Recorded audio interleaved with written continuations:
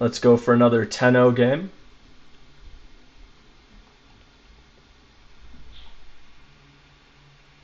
Okay, this time we have Mohan Ayad for 2000 rated player. And I am 2082 question mark. Uh, let's go for the Caro-Kann again, see what he does. Another exchange variation. One of the reasons I play the Caro-Kann, by the way, is you get some French-like positions similar to the French, except the exchange variation is not that annoying in the Caro-Kann. It's much more annoying in the French. Okay, my opponent goes for this knight e5. Reminds me of the Apocalypse variation where white goes like e4, knight f3, takes, and knight e5 right away. Let's go bishop d7. Just give up this bishop, let him take, and he might be running into some trouble if he just lets me take this knight, because this is a really common tactic where you can take something on e5, your opponent takes, and you take back with that same knight. So he wisely does not fall for that. He goes for knight takes d7. All right, castles. And now I could play on the queen side here with a6, or I could just try to get castled. It's probably way too slow to go for this g6 idea, just because we're going to have to end up protecting e6. So I'll just go, or sorry, we're going to have to end up protecting d5. So I'll just go e6, c3. Okay, a6 looks pretty good. Bishop d6 also good. Might just go bishop d6. Okay, my opponent doesn't really want to give up this bishop for the knight anyways, so I'm not really sure how much a6 helps us. It's just helping him go back to d3. Now I'll just castle. And this is kind of like the exchange QGD for anyone who plays the Queen's Gambit declined, who plays the Queen's Gambit with white. This should remind you of that structure where this is like the reverse version of that, where we have the E and D pawns and our opponent has the C and D pawns. Except the one difference here is that our opponent has the two bishops. So that usually doesn't happen in the Queen's Gambit declined for black. Bishop e3. That's not a very good square for that bishop. There's nothing I can really do about it. I'll just play a6, pre-move this capture. Not sure if he wants to take that knight, so he doesn't. Now b5, and we play this typical idea. It's called the minority attack, if you're familiar with it, going for this b4. White is playing for checkmate, looks like. Queen to d3 and queen to h7. I don't think that's going to work, but we do have to do something about that. How about rook to c8? That looks pretty promising. Then we deal with queen to d3. Okay, rook to c8, queen d3, b4, and maybe our opponent has bishop g5, even though after bishop g5, he runs into some problems after knight e4, because he has to do something with this bishop. I think rook c8 is good enough, really, for this position. And bishop g5 can almost always be met with this knight e4. He does it right away, though, which is interesting. Now maybe dropping back is best. Bishop to e7. Now we're ready to meet queen d3 with just the simple g6. Rather, we almost have to. So bishop takes. All good so far. Queen to h5. He's going for some mating attack, but we just have g6. This idea is most common in the Scandinavian defense, which is e4, d5 on the first move, where black goes for this structure. He puts his bishop on e7, and then it makes its way to g7 eventually. Okay, queen to f3. I think bishop to g7 is best, just keeping our bishop on this diagonal. And one of the ideas behind doing this is, let's say we eventually get in b4, right? If he ever takes, this center pawn is way too weak. So in fact, we can go for this b4 right now. And we're going to try and chip away at this structure, which looks very solid, but in reality, after we go a5, a4, a3, it's looking a little more suspect. So he goes for this bishop a4, and now he's coming back to trade my knight. Still don't think this position's very good for him. We can always hold off on taking this. Remember, in chess, it's often very important to keep the pressure. You'll hear that phrase a lot, keep the tension, keep the tension. So we don't really want to release the tension, giving our opponent the b file to play on. Instead, it's possible to go for just queen d6, unpinning ourselves. If he takes our knight, we can just take back with the rook. Keep the c file. Okay, we'll just take back with the rook. So we keep the file, and now we're getting ready for rook a to c8. Just playing very simply. Logically, there are only two half-open files in this position, right? There's the c file, white has a pawn there, and there's the e file, black has a pawn there. So all the play should really be centered around these files. So white should be playing on the e file, and black should be playing on the c file. Okay, our opponent is going for this interesting idea. Knight to c5 is what he wants. Pretty common in the Queen's Gambit decline too. We don't really want to do any sacrifices just yet, probably. Just because there's really no need. Maybe we can go rook to c8, knight c5, and then queen all the way back to b8, preparing for bishop f8, and still keeping an eye on our b4 pawn. That looks like a pretty good approach, although we do have to be a little bit careful there, just for some knight d7 ideas. Okay, what's the best way to play this?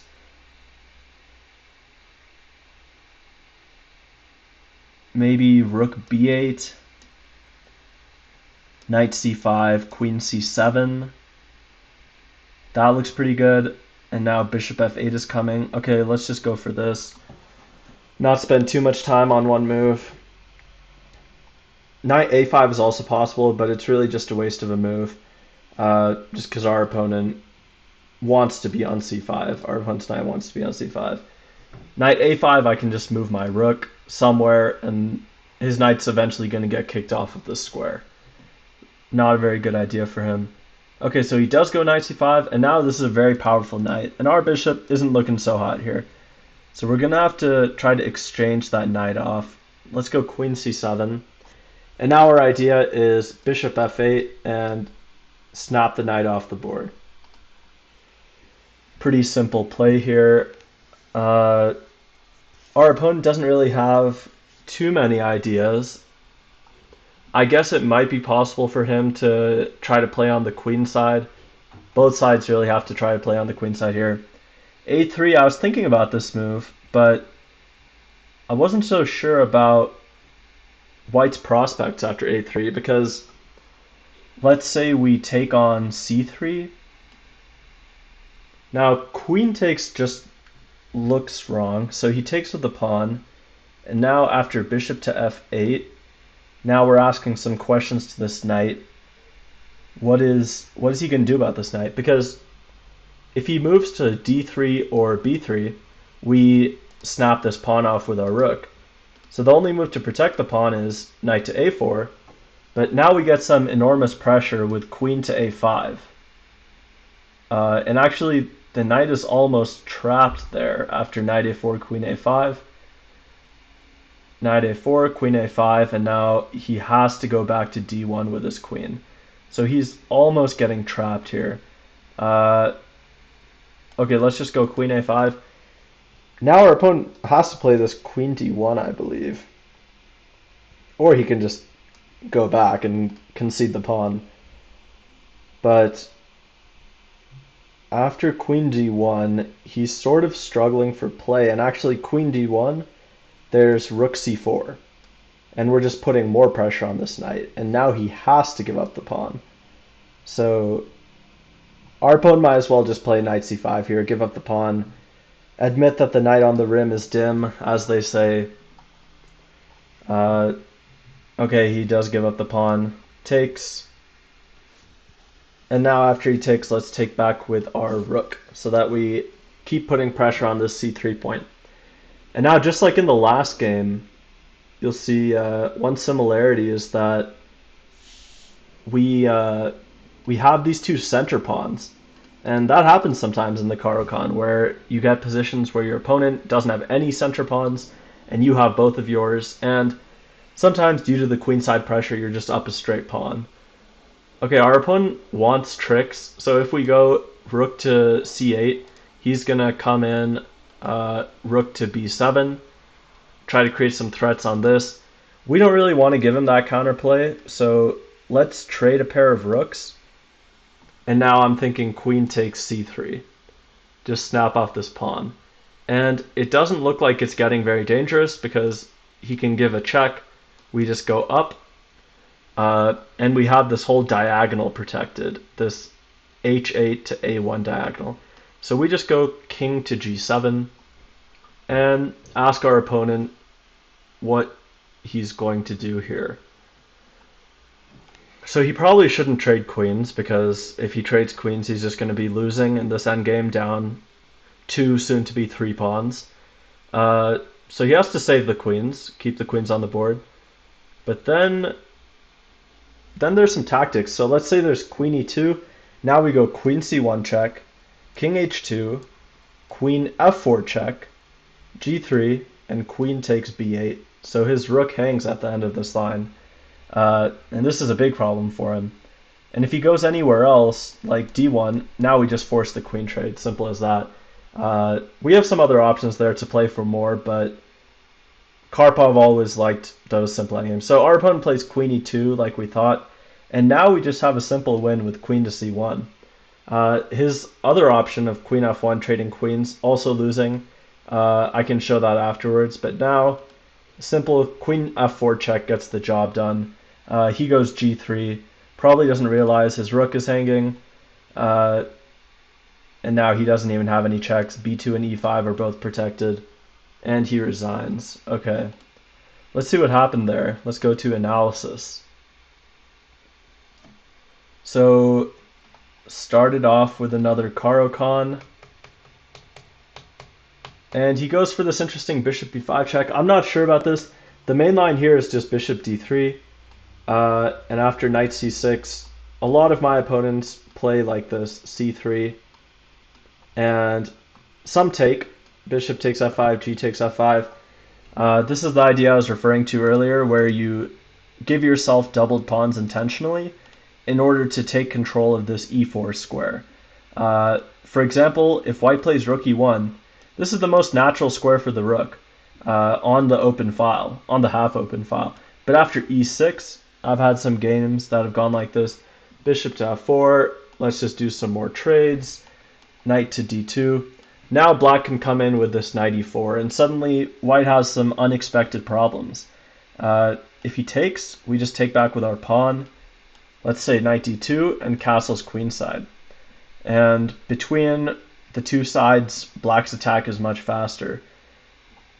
I've had some games here my opponents can go a4, but there's just way too much pressure that black has here with f5, f4, f3 is coming, rook g8, doubling on the g file is coming, and it's just too much.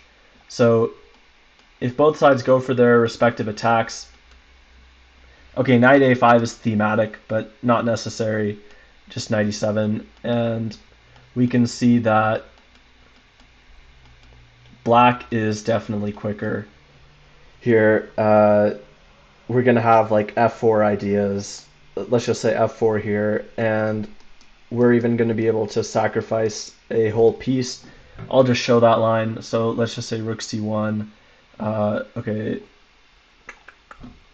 we could probably just take this, and we have rook sacrifice ideas with inevitable mate. So white can't really go for this. In the game he goes for bishop b5 check, and I just block with the knight, and he goes for this knight e5. Sometimes when your opponent puts their bishop on b5 early in the game, watch out for these tricks. You might have these tricks, queen to a5. In this position we don't have the trick because our opponent can go knight to c3, defending the bishop, but in some positions you have it. Okay, bishop d7. Now I'll show the idea that I was talking about. If my opponent castles here, now we can play knight takes e5, and this is nice tactical idea to know. Knight takes e5. If our bishop gets taken, we don't take back with the queen, but we take back with the same knight, and suddenly we're up a piece. And, okay, let's say castles, knight e5, d e5. Now we take the bishop and take the rook. And we emerge out of this mess up in exchange. And common idea, we have the two center pawns. Okay, so the game continued. We have opposite colored bishops, but don't be intimidated by opposite colored bishops in middle games, because those middle games are definitely not draws. I'm just realizing that I missed a tactic here. I played b4 going for this thematic minority attack, but I think I actually have knight takes d4 here, just the simple knight takes d4. It's a fork between the queen and the bishop. If he takes with the pawn, I just take this.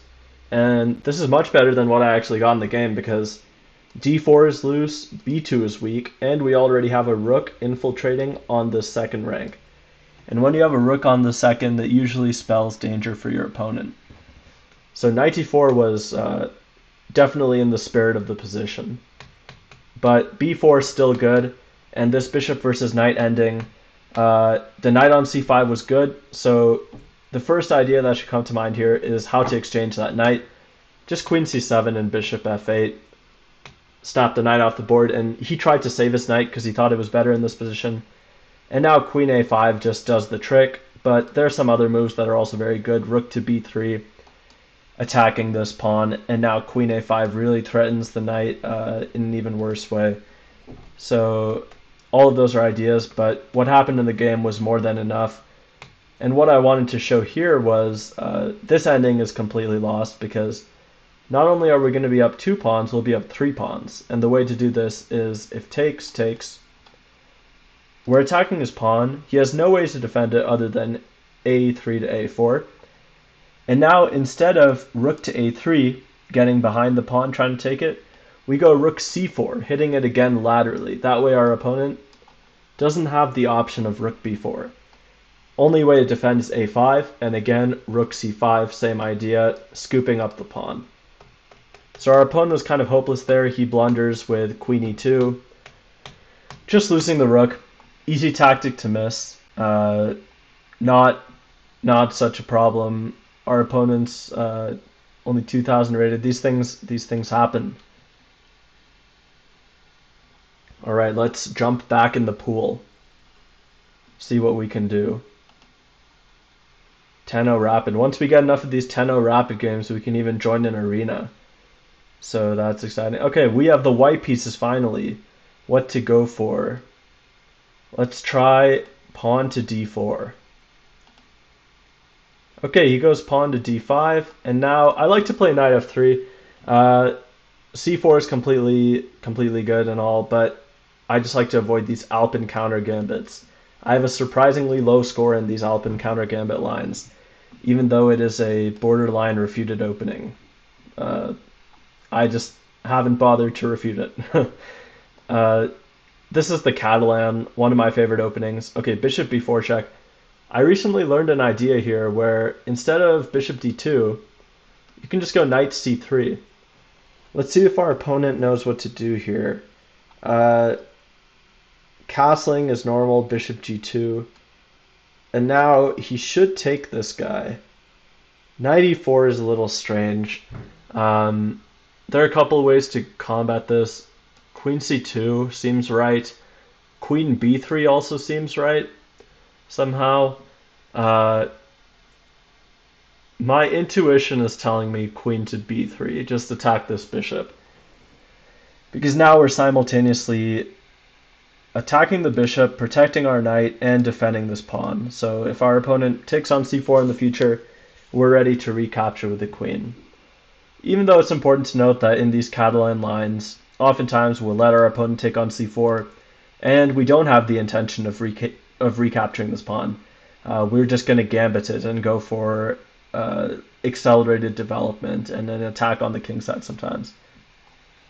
Okay, my opponent gives up the 2 bishops. I don't know about that choice. Here the 2 bishops are pretty strong actually, even though it's a close center. This knight on e4 is obviously a good piece of our opponent's, so I'm going to be looking to trade this knight off for one of my knights. But more importantly, we have the bishop pair, so we have to think of how to utilize it. Opening the center is very crucial for when you have the bishop pair, so somehow opening the center with some knight d2, e4. Okay, c5. I don't think this is a very good move, because our opponent, the whole point of this play is he wants to keep a closed center. He has the two knights and I have the two bishops, so he really has no incentive to open the center. This can only favor me, so I'm just going to castle. Any exchanges in the center, we have those covered. D takes c4, I'll just take back with the queen, and c takes d4, I'll just take back with the pawn.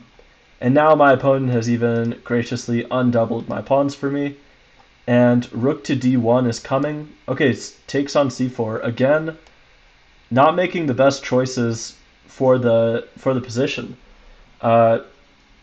Because he has the knights and I have the bishops, he does not want to be making these exchanges. And as you'll notice, with no longer having this d5 pawn, my bishop on g2 now becomes a bit of a monster. There are no pawns that are in its way. So he goes knight c6, trying to put pressure in the center. Now I think rook d1 is screaming out to be played. Just rook d1, and now we have some very legitimate threats of pawn to d5 just breaking things open. And in the Catalan, you'll often see that this bishop is a huge problem for black. It's not easy to deal with the problems associated with this bishop. For example, anytime he moves at this b7 pawn is weak. Okay, now we have to think of a new plan. So bishop to a3 is definitely in the spirit of the position, just hitting the rook. So bishop a3, rook moves, bishop a3, rook moves, and now knight e5 seems powerful because now our rooks are connected, so there are no problems. If we go knight e5 right away, he can take, and our rook on d1 hangs. So we can't go for this, but after bishop a3, the a1 rook protects the d1 rook, so we can go for it. So let's see, bishop a3, rook e8, knight e5, queen a5 maybe. That's definitely a valid try. But I think we should be okay there. We shouldn't really be running into too many problems. We can also go for some sort of central expansion, try to prepare e4, or even bishop g5. So bishop g5, creating a pin. If h6, can we go back? g5 takes. I think we must be able to do this, just because black is really in sort of a bind. But let's just play it safe. Bishop to a3 is more than enough here. We don't need to enter these complications. I do think my opponent should go for rook to e8, knight e5, knight e5, and queen a5. Rook to e8 played. Let's go for our knight e5 idea. If he takes this knight, he's just getting himself in some more trouble because this d file will be really strong. I do think my opponent should go for queen a5 here. This has to be black's best try. Just counterattacking. So preparing to meet knight takes c6 with queen takes a3. And right off the bat, I don't see problems with doing this. It seems like this is what black should do. Yeah, no problems right off the bat. I do think that it would be wise to keep the bishop pair here, though. So after queen to a5, I don't want to take on c6, unless there's some tactical justification for doing so. Just because I don't want to go with the bishop pair. Are there tactics? Queen a5, bishop c6, takes, and I'm not really forking these rooks because the knight on f6 defends the rook on e8. So it doesn't really look like we have a tactical justification for going for this. Queen a5, I think bishop d6 has to be strong. Just putting the bishop even further in black's position. And now knight takes c6 is a very real threat. Our pawn goes knight e7. Odd move, because knight d5 isn't really threatened. Anytime our opponent goes knight d5, we just have e4, just pushing the knight away. So I think something as simple as rook c1 is good. We have what I like to describe as being spoiled by choices here. Kind of like we have a lot of good moves that we could play. Rook c1 is good, taking control of the c file. Rook b1 is good, just because this b pawn is very weak. So we have a ton of choices here. We just have to decide which one we want to go for. Rook b1 is super tempting. I might have to do it. But rook c1 is also very strong. Okay, alright, just rook c1. Let's not waste too much time making a move that's going to be good anyways.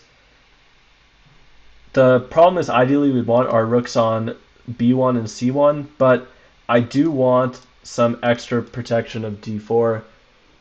It's not always necessary to do that, but in some positions, if he goes for some knight d5, knight d5, e4, we might have d5 in the future, which is why the rook's on d1 for any potential d5 break. So he goes for this knight to d5, and now just e4 is strong. The only downside of e4 is we cut off this bishop's diagonal. So in chess, oftentimes you have to give something up to get something. In this case, we're giving up our great scope of the bishop for control of the center, more control of the center. e4 looks very strong to me. Maybe he has queen a5, but that seems a little loose. Just putting the queen on a5 doesn't feel right. So he goes knight b6. I agree with this choice, but I think queen c7 has to be strong. And after queen c7, the queen trade definitely favors white. Even though people say in close positions, in cramped positions, you want to trade pieces, meaning that black, being in a very cramped position here, would want to trade queens. I do agree with that, but at the same time, after the queen trade, black has some serious problems he needs to solve. For example, what's going to happen with this knight? Like, where's it going to go? King to f8 seems like it defends, but it's also a bit loose there because of this diagonal. So he might well play king f8. Knight g6. I thought the problem with this was now I can go knight f7. Can I do this? Knight f7? Knight f7, and I don't see any way for him to kick my rook out, so this must be playable. If he had some way to kick my rook out of c7, then he'd be winning the knight on f7, and that'd be very bad for me. But since I just don't see it in this position, I'm just going to go for it. Now we have some very strong ideas of knight d6, and he's in huge trouble if I get in knight d6. Okay, he allows it. Knight d6 is a big problem for black, because look at this bishop. I was saying earlier that one of black's problems is that this bishop on c8 can't move easily, and we're seeing evidence for that right now. This bishop is almost completely trapped. So he goes rook b8. Can we just go rook c1 and keep piling on? That looks right. And again, this bishop is just a huge problem for black.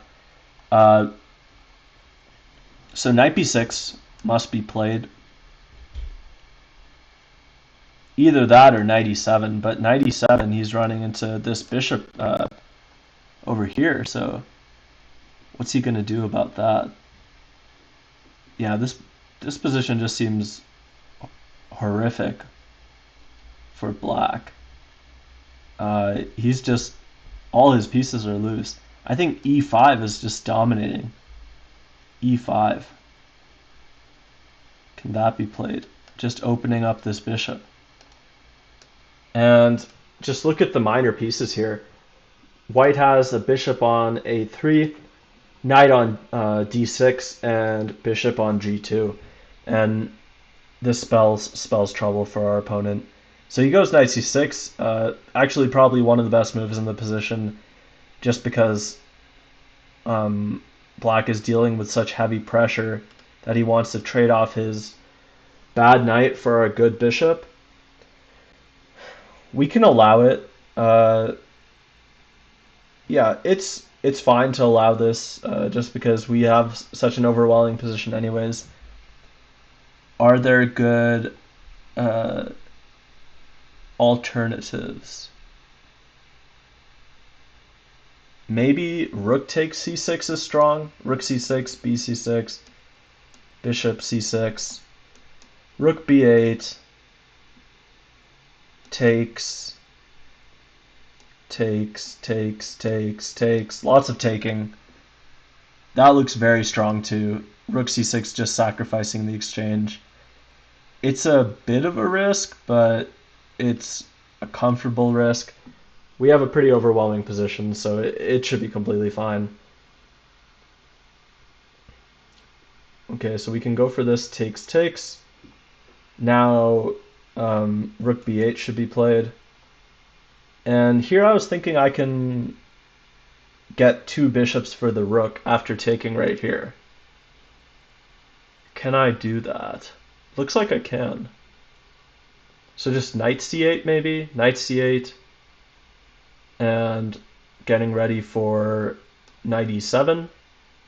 Knight c8 looks right to me. So we take on c8. If he takes, he's losing the knight on d7. That's not good. He does take. Okay, so we just take. And we can take this knight on d7 next. And now we're hitting the rook on c8 and the pawn on e6, and he doesn't have any check down here. So he probably has to go for some active play rook c2, but we just take this pawn. And importantly, our bishop defends the a2 pawn. So we don't actually have to do anything about that. We can just leave it there. And now we're attacking his pawn. He has to do something about that. Bishop b3 just stepping back, getting ready to push. If he goes rook e2, we have the sneaky king f1, hitting the rook. Okay, so he goes there. Now we come up with our king. e6, g6, just push with e6. And our opponent is too slow. He is not fast enough. Bishop to a4 coming. And now we promote. And there's nothing he can do about it. Okay, now we just pre-move our way to victory. a3, solid. Okay, Black resigns. See what happened there. Alright, so we had a Catalan, d4, d5, knight f3. What I was talking about earlier is c4 right away is fine. It allows it's like the most common move here. It allows the Queen's Gambit accepted, and it allows the Alpin counter Gambit. So I just go knight f3 because I play knight f3 against the Slav anyways. So knight f6, and if your opponent tries to take advantage of this move order by playing some bishop g4 or something like that, first of all, he's giving away control of the center. We can just take this pawn. But possibly more importantly, we can take advantage of the weakness of b7. If the bishop leaves its post on c8, oftentimes we can go for this queen b3 attacking b7. Let's just see what happened. Okay, so knight e4. Oh wow. Okay, so here it turns out queen b3 is a bit of an inaccuracy, just because castles works. So how does this line work? Doesn't this give up a pawn? Castles, knight takes c3, b takes c3, bishop c3, rook b1. Oh, just giving a full pawn. This is the idea. Giving up the doubled c pawn. Queen c2, c6, knight g5. Very strong move. The threat being queen takes h7, checkmate. G6 is not a good way to deal with this because you're giving up all the dark squares. And if you notice, black's bishop all the way over here has deserted its king, so any G6 move, bishop to H6 eventually will be very powerful.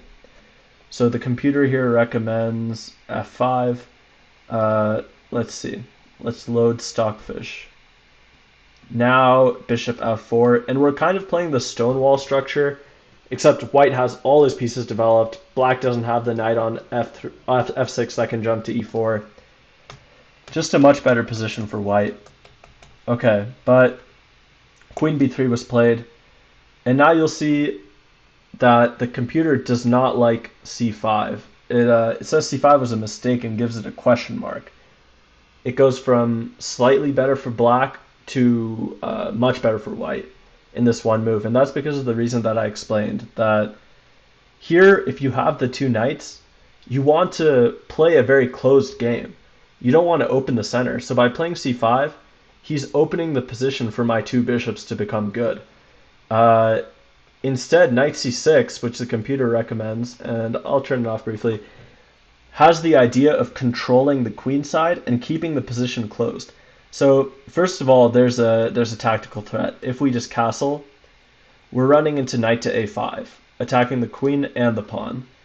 So this is not good. We're just going to end up losing the pawn and probably losing the game too, because these knights are monsters. So we have to deal with this. I'd probably take. Now, importantly, black should take back with the pawn. If he takes back with the queen, we have the same problem of the center's too open. This bishop becomes a monster. So he should take back with the pawn here.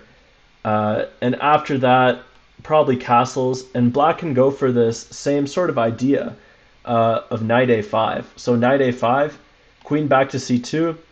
And now I actually like b6. I used to play these Nimzo positions a lot. And b6 was pretty strong just to go bishop a6. But black doesn't even have to put the bishop there. He can go bishop f5 too, eyeing down this queen. And we can see how black's position just springs to life so quickly. And it's a close center, so the knights are good. c3 is weak too. So this would have been the way to play for him. I guess queen b3 is a bit inaccurate. Next time I'll remember to castle. The idea in this line, though, this knight c3 line, is after black takes, it's common to try to hang on onto the pawn by playing this knight c6, rook b8, b5 idea. You see this in the Catalan main line, even with bishop e7. But here white goes a3, and there's a game here between Magnus Carlsen and Mickey Adams. And it's when Carlsen was very young. I think he was like 13 years old. And the idea that he plays here is bishop g5, and it's been played after that since then too. There's a game where I think it was in Archive that played white h6 and g5, or maybe it was Salim Saleh. Either way, this is the idea. And e4 now, and black is just completely hopeless. It's very hard to get out of this this e5 move. f4 is coming. It's just a really bad position. So black can play, let's say, queen e8, and now he's already running into some trouble. Let me see if I can find a precise way to end it. E5 honestly looks good enough. If knight d5, we could just take, bishop to f6, king g8, and queen h5 with unstoppable mate on h8. So black can't really do this. That's the idea behind this line. So in the game, my opponent goes for this line, queen b3, and now the center opens all of a sudden. We go from a completely closed center just a few moves ago to a completely open center. And what I mean by this is the bishop just has no pawns blocking it. So this all happened, bishop a3. I was thinking my opponent should go for queen a5 here maybe. Just intending to meet knight takes c6 with queen takes a3. And I didn't see anything concrete here. Let's see if the computer has a response to queen to a5. Just bishop b2. Okay, yeah, just retain the advantage. There's no tactic here. I was going to go bishop d6, which is about the same thing. And same idea, just keep the bishop pair in the open position. After knight to e7, the computer already evaluates this as plus 2.6, which means that white is up 0 pawns right now, but the position is so good that it's almost as if white is up 3 pawns. So let's just see how it continued. Queen c7. I think e4 is right. Let's see if the computer agrees. Okay, the computer does agree.